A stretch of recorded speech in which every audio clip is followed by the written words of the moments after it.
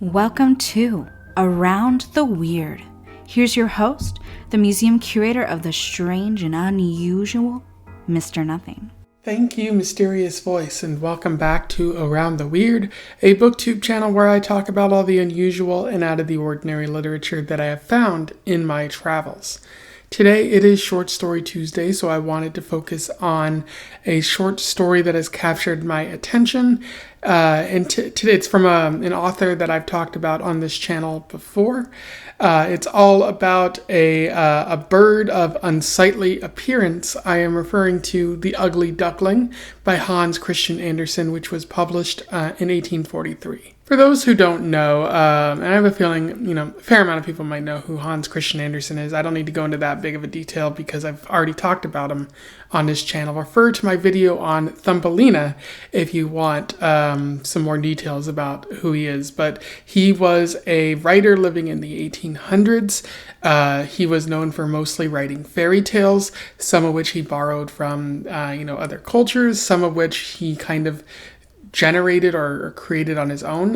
The Ugly Duckling is a Hans Christian Andersen original, it would seem, although it's possible that he borrowed some ideas from other cultures and the folklore of past Europe and whatnot.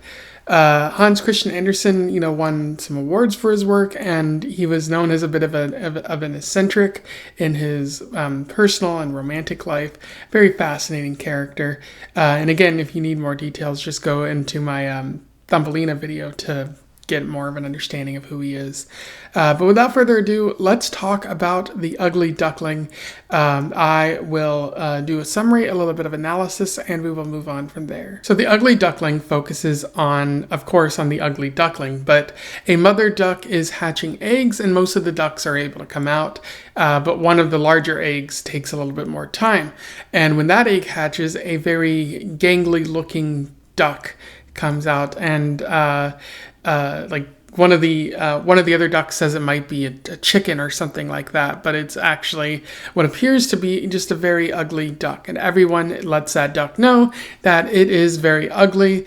The mother does offer her support at first, but eventually she starts saying that the duck is ugly and should keep its distance from her, which is very unkind, and this leads to the duck choosing to run away.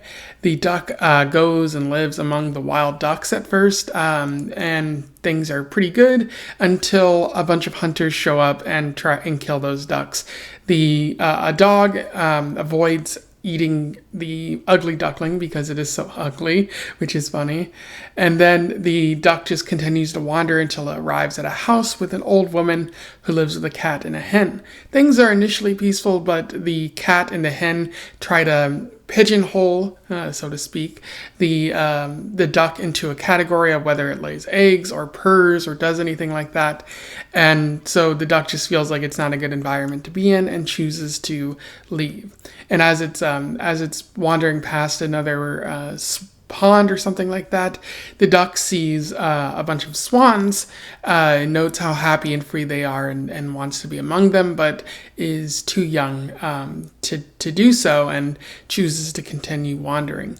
And at that time, the duck the duck experiences winter, which is very cruel, a very tragic time for the duck as they feel very lonely and whatnot.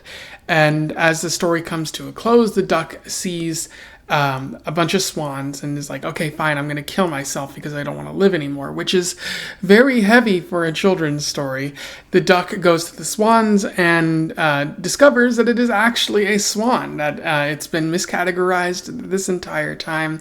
A bunch of children show up and feed the swans, and the duck notes that it could never have been so happy if it was a duck, and that it's actually now a swan, and that's where the story ends there. In terms of analysis, there is a little bit worth talking about in The Ugly Duckling. Of course, the major theme that Hans Christian Andersen is getting at here is that of beauty. The duck and others believe that it is not beautiful. The others choose to tell the duck whenever possible, and the duck is just like, I I'm very ugly. And I keep saying duck even though it's a swan, because that's what term Hans Christian Andersen uses throughout the story.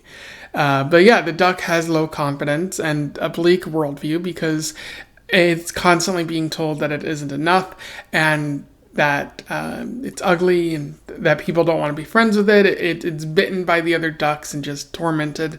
And I like how Hans Christian Andersen gets at that, because of course if you're constantly told that you're not enough, and picked at and poked at, like a lot of people in high school are, like you're gonna have that bleak worldview, and you're not gonna be as confident or as happy as you want to be.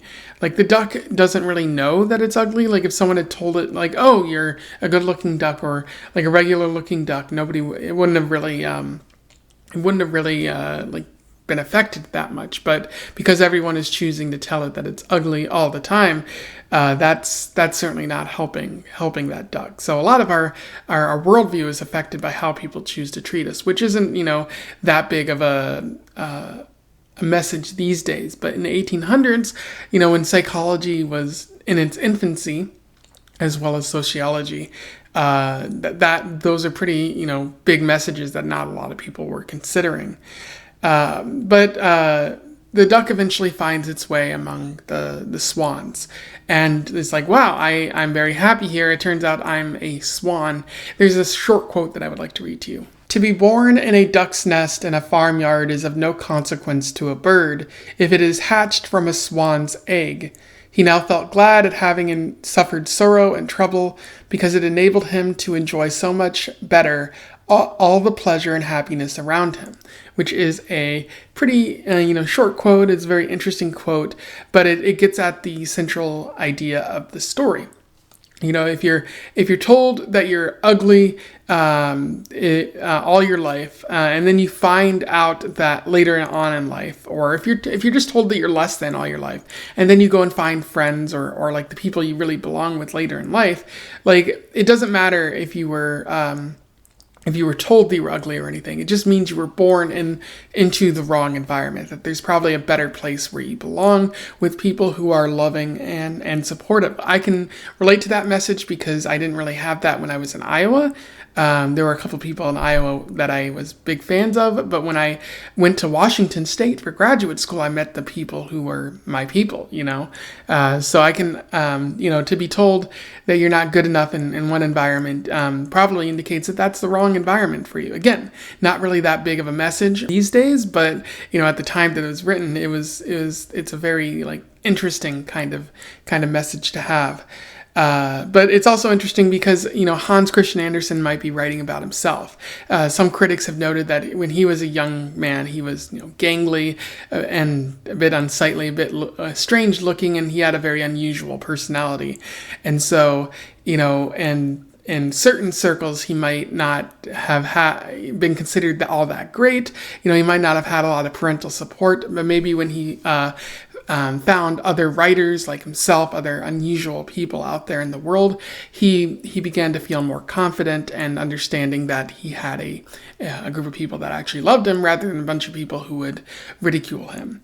Again, a very relatable message, but it does seem like Hans Christian Andersen is kind of writing about himself here and some of the issues he might have faced growing up. There also seems to be some talk of motherhood in this story. The mother duck loves and protects the ugly duck, at first being like, oh, it might be ugly, but it could grow into something better. And, mothers always love their children.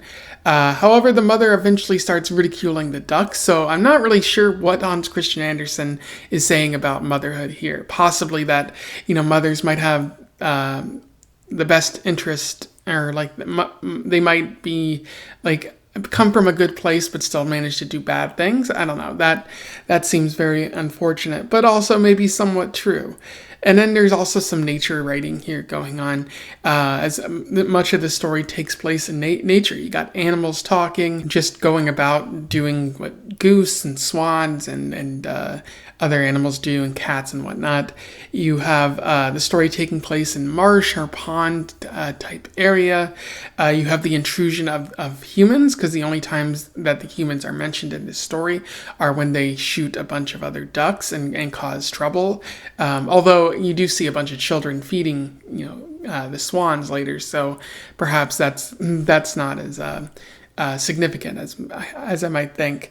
And then you have the cruelty of winter, where the duck truly suffers, where it feels completely alone, and the environment around it is pretty hostile towards it. So a lot of good in nature, a lot of negative in nature as well.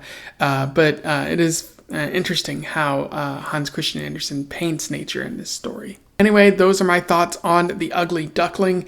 A pretty solid short story, one that I do recommend checking out because it's always important to read the origins of fairy tales and whatnot to see, what type of messages we are sending, especially to the younger people who fairy tales are meant for. I was actually really intrigued by this, because usually with The Ugly Duckling, you have the duckling turning into a beautiful duck at the end, or saving their other duckling family members at the end. And it's like the only way you have any value is if you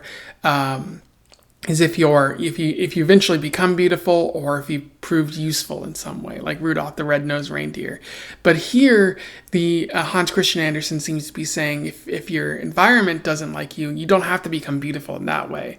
Like you'll be among other people who are similar to you and share the same values down the road. It's just you might not initially have that growing up or something like that.